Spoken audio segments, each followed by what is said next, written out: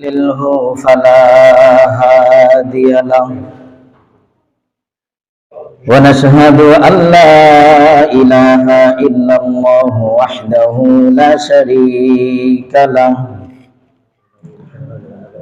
ونشهد أن محمدا عبده ورسوله أرسله بالحق بشيرا ونذيرا وداعيا إلى الله بإذنه وسراجا منيرا أما بعد فقد قال الله تعالى في كلامه المجيد أعوذ بالله من الشيطان الرجيم بسم الله الرحمن الرحيم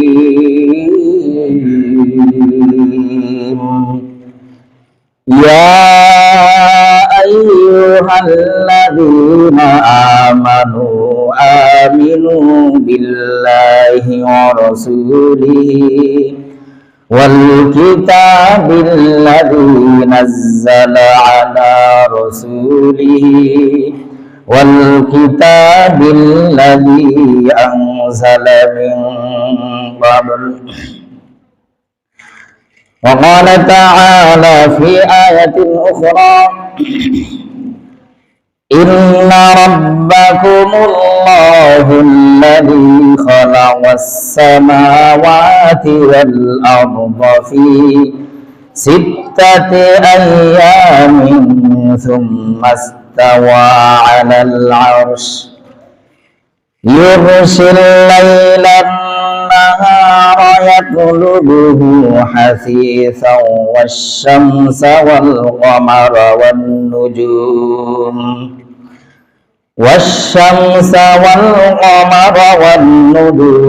مسخرات بأمره ألا له الخلق والأمر تبارك الله رب العالمين.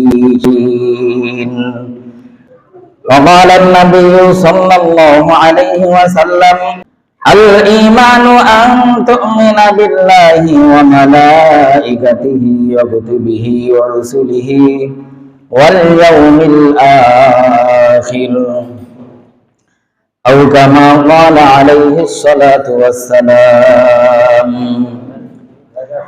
وقال الله تعالى في شان حبيبه إن الله وملائكته يصلون على النبي يا أيها الذين آمنوا صلوا عليه وسلموا تسليما.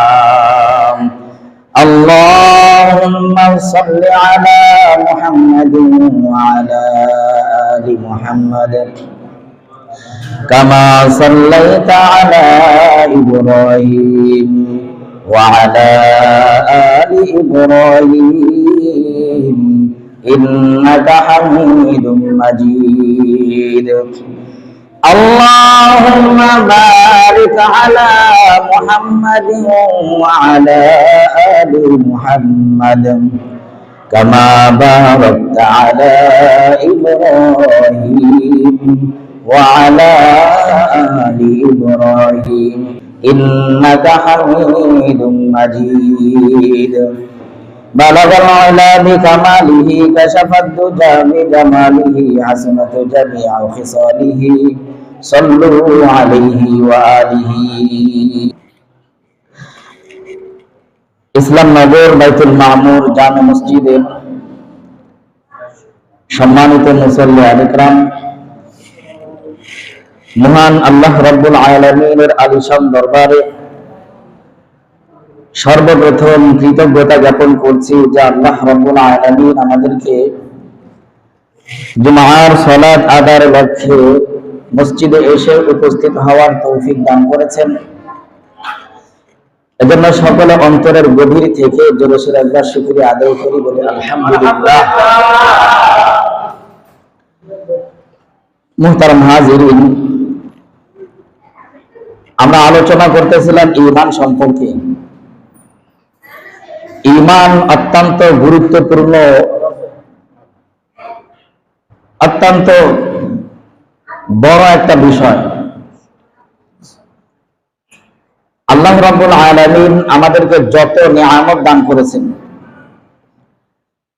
আল্লাহর বান্দাদেরকে আল্লাহ তাআলা যত নিয়ামত দান করেছেন, তার মধ্যে থেকে এই ঈমান নামক নিয়ামতটা হলো সবচেয়ে বেশি গুরুত্বপূর্ণ, সবচেয়ে বেশি ফজিলতপূর্ণ। এই ঈমানের থেকে এত বড় ফজিলতপূর্ণ নিয়ামত আর কিছু হতে পারে না। এমনকি আল্লাহ রাব্বুল আলামিন যেই সকল ব্যক্তিদেরকে নবী রাসূল হিসেবে মনোনীত করেছেন, যাদেরকে আল্লাহ তাআলা নবুয়ত দান করেছেন, রিসালাত দান করেছেন,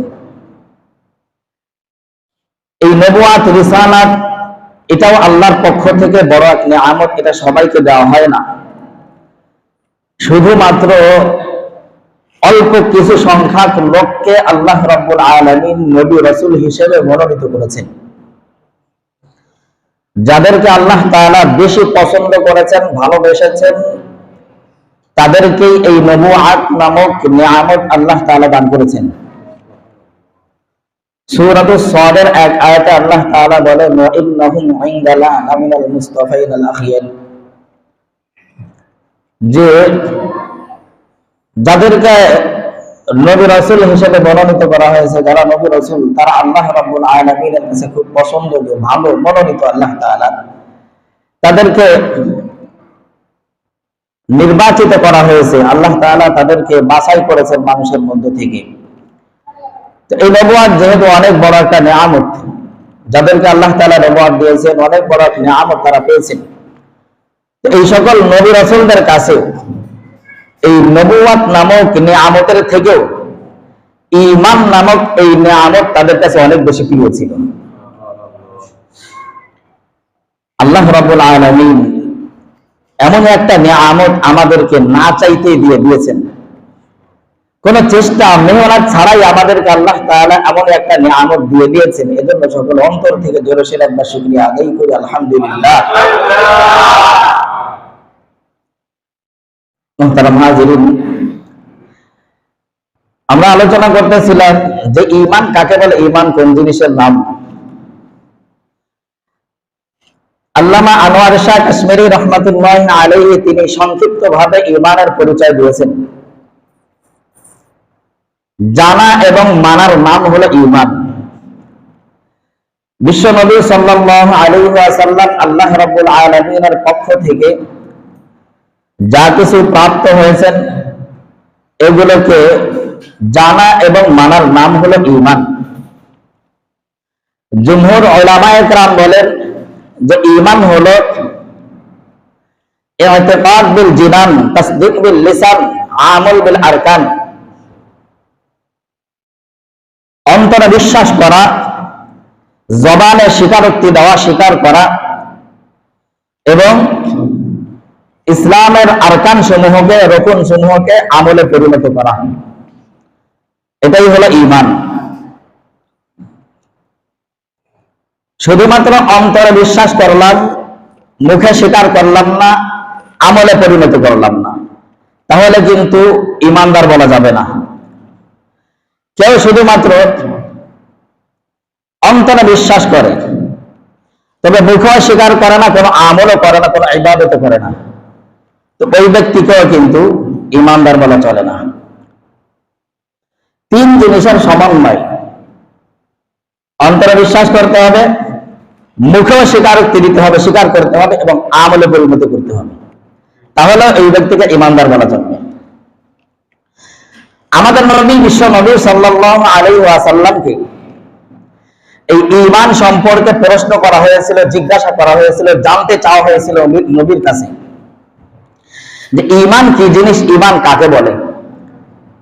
আল্লাহর নবী সাল্লাল্লাহু আলাইহি ওয়াসাল্লাম কি জবাব দিয়েছিলেন, হাদিসের মাধ্যমে আমরা একটু জেনে নিই।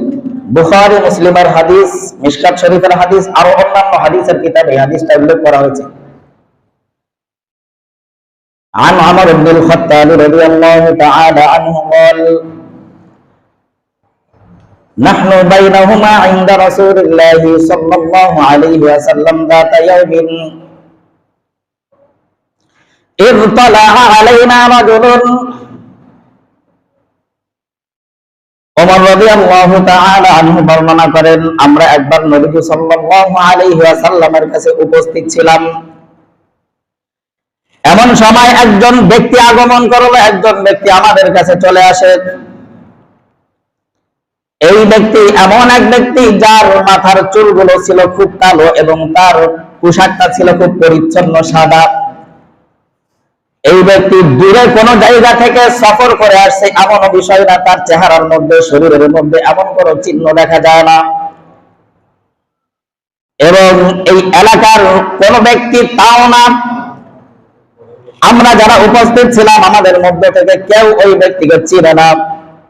দূরে কোন জায়গা থেকে যদি সফর করে আসে তাহলে তো ওই ব্যক্তিকে দেখলেই বোঝা যাবে, তার চেহারার মধ্যে একটা ক্লান্তি ভাব থাকে, একটা অন্যরকম ভাব থাকে যে দূরে কোনো জায়গা থেকে আসছে, তাও বোঝা যাইতেছে না তার দিকে তাকাইলে।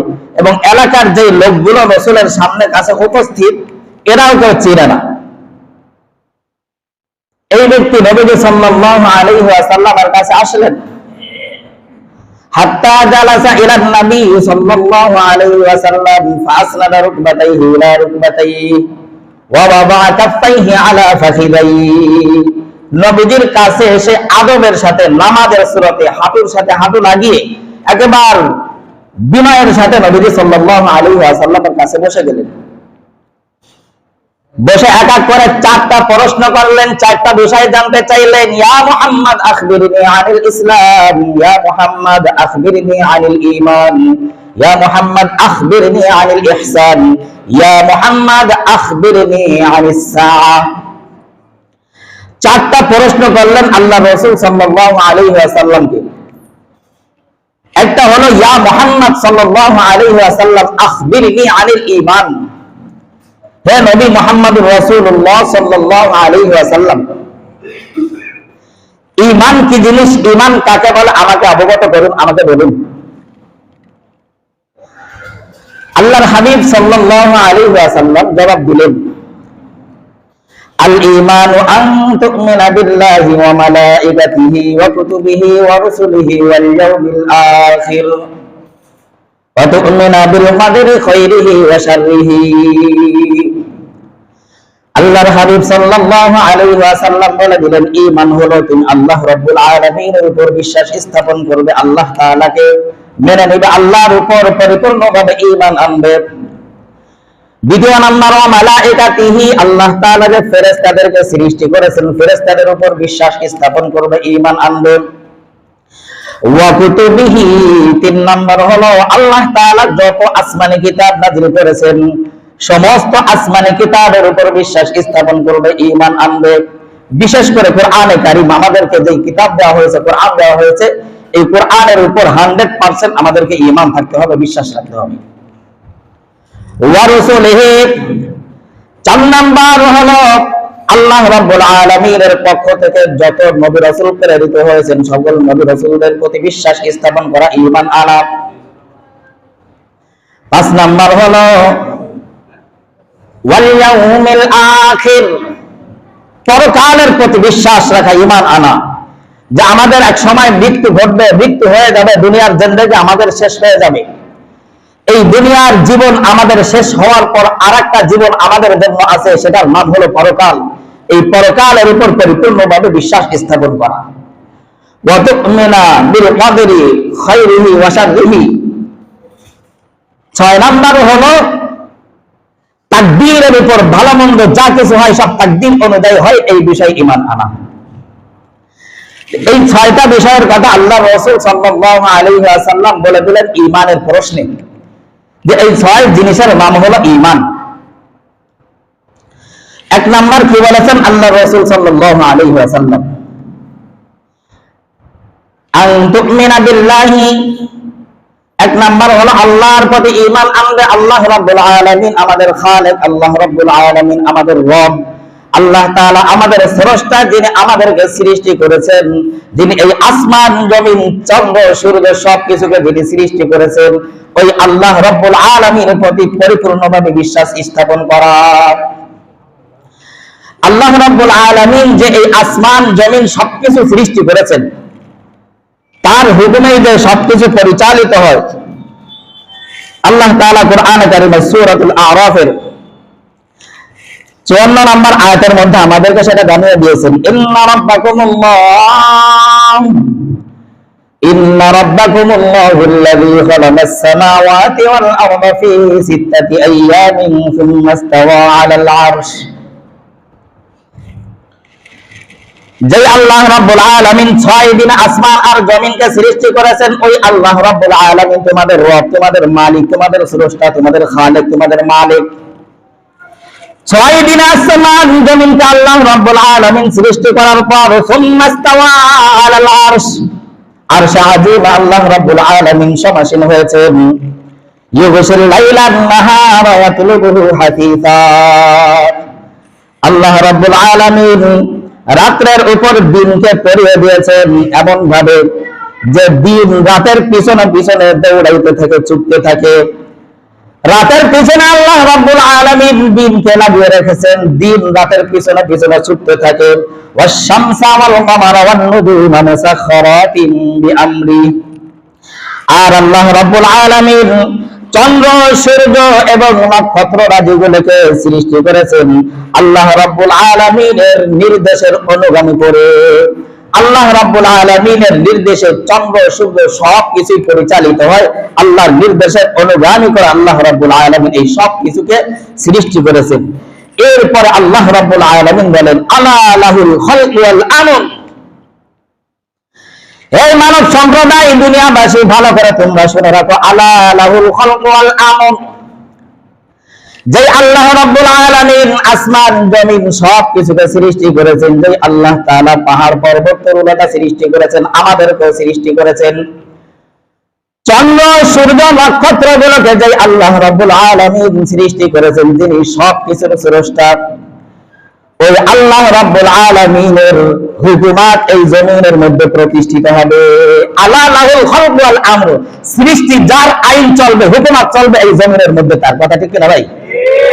যে আল্লাহ তাআলা এই আসমান জমিন সবকিছু সৃষ্টি করলেন, আমাদেরকে সৃষ্টি করলেন, আমাদের রিজিকের দায়িত্ব নিলেন, সবকিছুকে যিনি পরিচালনা করেন এই জমিনের মধ্যে, একমাত্র ওই আল্লাহ রাব্বুল আলামিনের আইন চলবে, অন্য কারোর আইন এই জমিনের মধ্যে চলতে পারে না। এই কথা কি আমরা সবাই বিশ্বাস করি? ইনশাআল্লাহ না, শুধু আমরা কি সবাই বিশ্বাস করি? পরিপূর্ণভাবে এই কথার প্রতি আমাদের ঈমান আছে? সবার আছে তো এই কথার উপর ঈমান?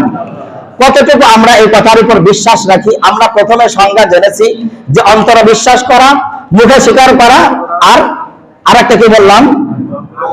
আমলে পরিণত করা।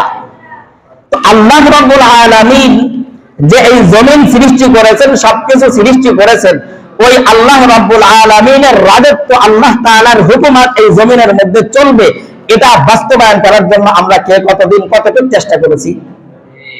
আমরা সবাই কি মুসলমান না এখানে ভাই? একটু মুখ খুলে জবাব দিবেন, সবাই কি মুসলমান? আমরা অমুসলিম কেউ এখানে আমরা আছি? কেউ আমরা অমুসলিম নাই।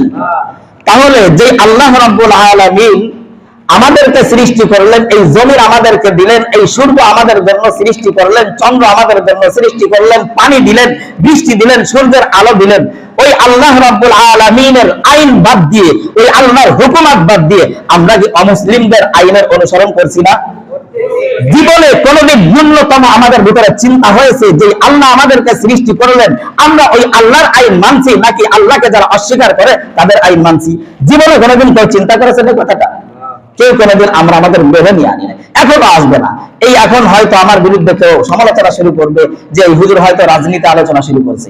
ভাই না, আপনারা আমার ভাই, মুসলমান ভাই, এই কথাগুলো আপনাদের কানে পৌঁছে দেওয়ার দায়িত্ব আমার। এটা একটা দাওয়াতি মঞ্চ, এই মঞ্চটা দাওয়াতি মঞ্চ, সবচেয়ে গুরুত্বপূর্ণ মঞ্চ হলো এই মেম্বারটা।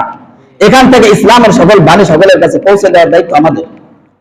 তো যে আল্লাহ রাব্বুল আলামিন আমাদেরকে সৃষ্টি করলেন, ওই আল্লাহর আইন, ওই আল্লাহর বিধান জমিনের মধ্যে বাস্তবায়ন করার দায়িত্ব তো আমাদের সকলের, ঠিক কিনা ভাই? আমরা যদি সবাই নিজ নিজ জায়গা থেকে, প্রত্যেকে নিজের জায়গা থেকে এই ব্যাপারে সামনের দিকে একটু অগ্রসর হই, একটু চেষ্টা করি, তাহলে কিন্তু এই জমিনের মধ্যে আল্লাহর হুকুমত কায়েম করা সম্ভব, ঠিক কিনা? কিন্তু আমাদের আচরণ হলো কি, একজন যদি এই ব্যাপারে সামনের দিকে অগ্রসর হয়, তাহলে আমরা 10 জন পিছনে গিয়ে দেখো দেখো উনি আল্লাহর দিন, আল্লাহর জমিনে কায়েম করার জন্য খুব একবারে অগ্রসর হয়ে পড়ছে। কি রে ভাই, ঠিক কিনা কথা?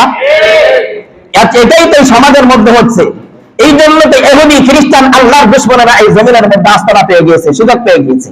যে আমরা প্রত্যেকটা মুসলমান ইমানদার যারা দাবি করি, আমরা যদি এই ব্যাপারে সামনের দিকে অগ্রসর হতাম, আমরা যদি এই ব্যাপারে সামনে বাড়তাম, চেষ্টার মুজাহাদা করতাম, প্রত্যেকে যদি নিজে ঠিক হয়ে যাইতাম, পরিবারকে ঠিক করতাম, আত্মীয় স্বজনকে ঠিক করতাম, যে না আল্লাহর জমিনে একমাত্র আল্লাহর হুকুমত ছাড়া আর কারোর হুকুমত চলবে না, একমাত্র আল্লাহর শাসন ছাড়া অন্য কারোর শাসন চলবে না, এই ব্যাপারে আমরা যদি সবাই সচেষ্ট হয়ে যাইতাম, তাহলে কিন্তু সম্ভব ছিল।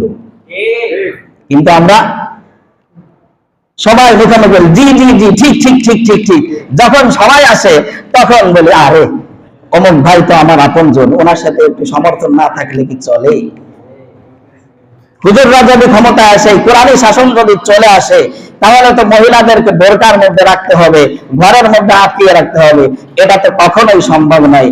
আর ভাই বোরকার চিন্তা পরে করেন, আগে মানুষের বান্দার হক আদায় করার চেষ্টা করেন না।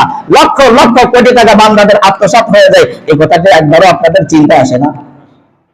এতটুক তো আমরা নিরাপদ থাকতে পারবো, আমাদের জানমাল তো নিরাপদে থাকবে। মুহতারাম হাজিরিন, এজন্য আমাদের সকলের চেষ্টা থাকা দরকার, সকলের প্রতি উদারতা আহ্বান জানাই যে আমরা প্রত্যেকে নিজ নিজ জায়গা থেকে, প্রত্যেকের ব্যক্তি দায়িত্ব থেকে, ইমানি দায়িত্ব হিসেবে এই ব্যাপারে আমরা সামনে অগ্রসর হব। সব সময় আমরা এই কথাটা মাথায় চিন্তা রাখবো ইনশাআল্লাহ তাআলা। আল্লাহ তাআলা আমাদের সকলকে এই কথার উপর যেন আমল করার তৌফিক দান করেন। এরপর আল্লাহ রাব্বুল আলামিন বলেন, তাবারাকাল্লাহু রাব্বুল আলামিন। আল্লাহ রাব্বুল আলামিন তিনি হলেন বরকতময়।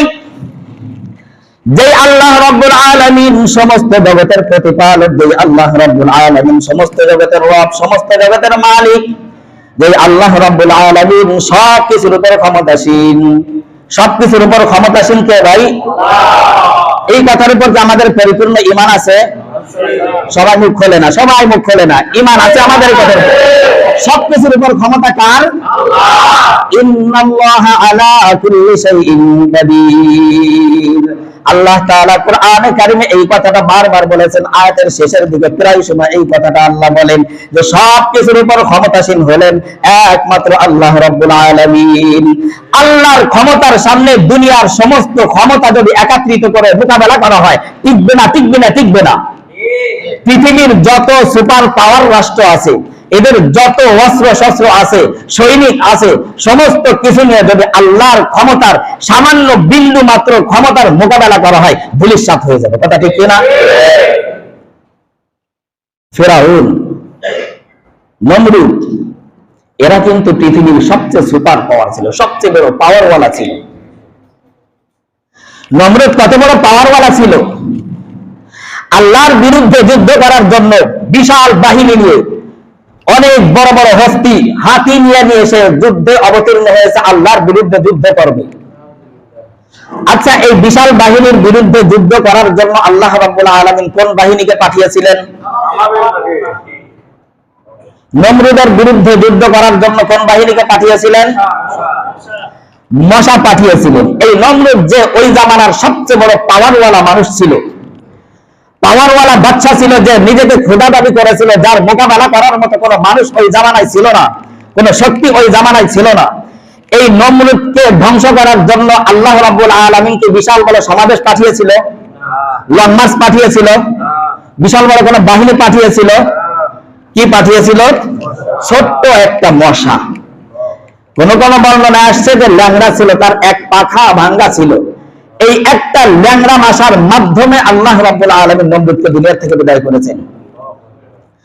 ফিরআউন এত বড় পাওয়ারওয়ালা যে ওই জামানার মধ্যে ফিরআউনের মোকাবেলা করবে এই দুনিয়ার মধ্যে কোনো মানুষ ছিল না। দুনিয়াটাকে কুক্ষিগত করে রেখেছিল ফিরআউন। প্রশিক্ষণ প্রাপ্ত কয়েক হাজার সৈনিক ছিল ফিরআউনের।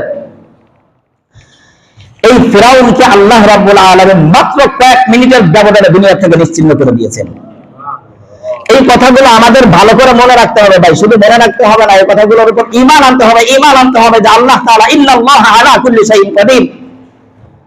যেই কাজ কোন মানুষের পক্ষে, দুনিয়ার কোন ব্যক্তির পক্ষে সম্ভব নয়, ওই কাজ আল্লাহ তাআলা সম্ভব করে ছাড়েন। মুসা আলাইহিস সালাতু ওয়াস সালাম দুনিয়াতে আসবেন। ফিরাউন জানতে পেরেছে যে বনি ইসরাইলের মধ্য থেকে একজন ব্যক্তি দুনিয়াতে আগমন করবে, ওই ব্যক্তি ফিরাউনের মসনদকে তছনছ করে ফেলবে, ফিরাউনের রাজত্বকে ধ্বংস করে ফেলবে। এটা জানার পর ফিরাউন কি করেছিল? ফিরাউন কারফিউ চালু করে দিয়েছে যে কোন স্বামী স্ত্রী একাত্রিত যাতে করে না হতে পারে। যে সকল বাচ্চারা মায়ের গর্ভে আছে, ওই সন্তানগুলো যদি পুত্র সন্তান হয় তাহলে তাদেরকে জবাই করে দিতে হবে। ফিরাউনের বাহিনী প্রত্যেক ঘরে ঘরে চলে গিয়েছে। সূরাতুল কাসাসের মধ্যে আল্লাহ রাব্বুল আলামিন একটু সংক্ষিপ্তভাবে এটা বর্ণনা করে দিয়েছেন। ইন্না ফিরাউনা আলা ফিল আরদি ওয়া জাআলা আহলাহা শিয়া'আন ইয়াস্তাদঈফু তাঈফাতান মিনহুম ইউযাব্বিহু আবনাআহুম ওয়া ইস্তাহয়ী নিসাআহুম ইন্নাহু কানা মিনাল মুফসিদিন। ফিরাউন সে একটা রাজ্যের বড় প্রভাবশালী ব্যক্তি ছিল, বাদশা ছিল, সে জালেম ছিল, সীমালঙ্ঘনকারী একজন ব্যক্তি ছিল। ইউযাব্বিহু আবনাআহুম, এই ফিরাউন ওয়া জাআলা আহলাহা শিয়া'আন, সে রাজ্যের মধ্যে যত গোত্র ছিল, যত মানুষ ছিল, যত ব্যক্তি ছিল, তাদেরকে বিভিন্ন দলে বিভক্ত করে রেখে দিয়েছিল। বিভিন্ন দলকে, বিভিন্ন গোত্রকে আলাদা আলাদা করে রেখে দিয়েছিল। ইয়াস্তাদঈফু তাঈফাতাম মিনহুম, এই গোত্রগুলোর মধ্যে থেকে একটা গোত্র ছিল যেটা হলো বনি ইসরাইল। এই গোত্রকে ফিরাউন দুর্বল বানিয়ে রেখেছিল, তাদেরকে দাস বানিয়ে রেখেছিল, গোলাম বানিয়ে রেখেছিল। জানে যে এই গোত্র থেকে আমাকে ধ্বংস করার জন্য একজন আসবে, ওদেরকে আর উপরে উঠতে দেওয়া যাবে না। ওই মোল্লার গোষ্ঠী আমার ঘরে, আমার বাড়িতে চাকরানি খাটবে, চাদর খাটবে। ফিরাউন দুর্বল বানিয়ে রেখেছে, শিক্ষা দীক্ষা তাদের চলবে না, ওরা শুধুমাত্র আমাদের কামনা খাটবে। ওদেরকে শুধুমাত্র রান্না বান্না শিখাইতে হবে, ডিম ভাজা শিখাইতে হবে, আর কোনো কাজ ওদের নাই। এই বাহিনীকে ফিরাউন কুক্ষিগত করে রাখলো, দুর্বল বানিয়ে রাখলো। আল্লাহ রাব্বুল আলামিন বলে, ও ফিরাউন, তুই যতই চেষ্টা করিস, কারফিউ চালু করিস, কোনো লাভ হবে না। ওয়া মাকারু ওয়া মাকারাল্লাহু ওয়াল্লাহু খায়রুল মাকিরিন। যতই চক্রান্ত করো না কেন, যতই কৌশল অবলম্বন করো না কেন, তোমাদের থেকে আল্লাহ বড় কৌশল অবলম্বনকারী। আল্লাহ রাব্বুল আলামিন সবচেয়ে উত্তম কৌশল অবলম্বনকারী। আল্লাহ কয়, মুসার আগমন তুই ঠেকাবি, আমি তোর ঘরে ওদের লালন পালন করাবো। করাইছে না? ঠিক তাই করাইছে। মুসা আলাইহিস সালামকে ফিরাউনের ঘরে আল্লাহ তাআলা লালন পালন করিয়েছেন। আর সেই মুসা আলাইহিস সালাম সর্বশেষ এই ফিরাউনকে তছনছ করে দিয়েছে, তার মসনদকে ধ্বংস করে দিয়েছে। ফিরাউন এই বিশাল বাহিনী নিয়ে যখন নাকি মুসা আলাইহিস সালামের পিছনে ধাওয়া করতেছিল, যখন মুসা আলাইহিস সালামের কাছে চলে আসছে, মুসা আলাইহিস সালামের সম্প্রদায়ের লোক দেখে বলতেছিল যে আহারে, আমরা তো ধরে পড়ে গেছি, আমাদেরকে তো আজকে শেষ করে ফেলবে, মেরে ফেলবে, আমাদেরকে ফিরাউনের বাহিনী যেইভাবে আসতেছে গিলে খেয়ে ফেলবে। আল্লাহ রাব্বুল আলামিন এই বিশাল বাহিনী, এত শক্তিকে সমুদ্রের মধ্যে ডুবিয়ে মাত্র কয়েক মিনিটের মধ্যে নিঃশেষ করে দিয়েছেন। তাহলে আল্লাহ রাব্বুল আলামিন সবচেয়ে বড় ক্ষমতাশীল, এটা আমাদেরকে মনে রাখতে হবে। ইন্নাল্লাহা আলা কুল্লি শাইইন কাদির, এই কথাটা আমরা সবাই ঘরের দরজায় লিখে টানিয়ে রাখবো, আর প্রত্যেকদিন 10 বার করে দেখবো আর মনে রাখবো যে আল্লাহ তাআলা সবকিছুর উপর ক্ষমতাশীল। আল্লাহর ক্ষমতার উপর কেউ বড়াই দেখানো যাবে না ভাই, বড়াই দেখানো যাবে না। আমাদের একটা বড় সমস্যা হলো, বড় সমস্যা হলো কোন দিক দিয়ে যদি আমরা একটু সবল হয়ে যাই, ভাই মনে রাখবেন কথাটা, দাওয়াতের নিয়তে বলছি, কোন দিক দিয়ে যদি আমরা একটু সবল হয়ে যাই, শক্তিশালী হয়ে যাই, জনবলের দিক দিয়ে হোক, ধনবলের দিক দিয়ে হোক, যে কোনো ভাবে যদি আমরা একটু সবল হয়ে যাই, তাহলে আমাদের থেকে দুর্বল যারা আছে তাদের উপর জুলুম আর নির্যাতন চলে আমাদের। ভুল বললাম নাকি? ঠিক কথাই আমি বলেছি, এটাই আমাদের সমাজের চিত্র। যে ব্যক্তি একটু সবল হয়ে যায়, কোন দিক দিয়ে তার একটু পাওয়ার বেড়ে যায়, তখন আর দুর্বলদেরকে সে খাতায় রাখে না। যত জুলুম নির্যাতন ওই দুর্বলের উপর চলতে থাকে। মুহতারাম হাজিরিন, দুর্বলের উপর কখনো জুলুম করবেন না। জালেম কেউ যদি হয়ে যান না, জালেম যদি হয়ে যান, তাহলে কিন্তু ওই ব্যক্তিকে শায়েস্তা আল্লাহ রাব্বুল আলামিন করেন। অনেক সময় আমরা ভাবি যে এত জুলুম করে কিছুই তো হয় না, কিছুই তো হয় না, কিছুই তো হয় না। আল্লাহ তাআলা সূরা ইব্রাহিমের মধ্যে বলেন, লা তাহসাবান্নাল্লাহা গাফিলান আম্মা ইয়ামালুয যালিমুন, তোমরা কি চিন্তা করো, মনে করো জালেমদের ব্যাপারে আল্লাহ রাব্বুল আলামিন গাফিল, উদাসীন, তিনি কিছু দেখেন না, তিনি কিছু বোঝেন না? ইন্নামা ইউআখিরুহুম, ইন্নামা ইউআখিরুহুম, আল্লাহ তাআলা এদেরকে সুযোগ দেন, ছাড় দেন, কিন্তু ছেড়ে দেন না। ইন্নামা নুমলি লাহুম লিয়াজদাদু ইসমাও ওয়া লাহুম আযাবুন মুহিন, যখন আল্লাহ তাআলা এদেরকে ধরেন লাঞ্ছনাদায়ক শাস্তি দিয়ে দুনিয়া থেকে বিদায় করেন এদেরকে। এজন্য ভাই জালেম যেন আমরা কেউ না হয়ে যাই, সবাই আমরা বিনয় হবো ইনশাআল্লাহ, সবাই বিনয় হবো। আমার যত ক্ষমতা থাক না কেন, পাওয়ার থাক না কেন, ওটা আমি মাজলুমের উপর প্রয়োগ করবো না, ওটা আমি সঠিক পথে, ভালো পথে আমি প্রয়োগ করবো, যাতে করে এটা দ্বারা ইসলামের উন্নতি হয়, দ্বীনের উন্নতি হয়, আম জনসাধারণের উন্নতি হয়। এটা দ্বারা আল্লাহ তাআলা আমাদের সকলকে পরিপূর্ণ ঈমানদার হয়ে কবরে দেওয়ার তৌফিক দান করেন। সকলে বলে আমিন।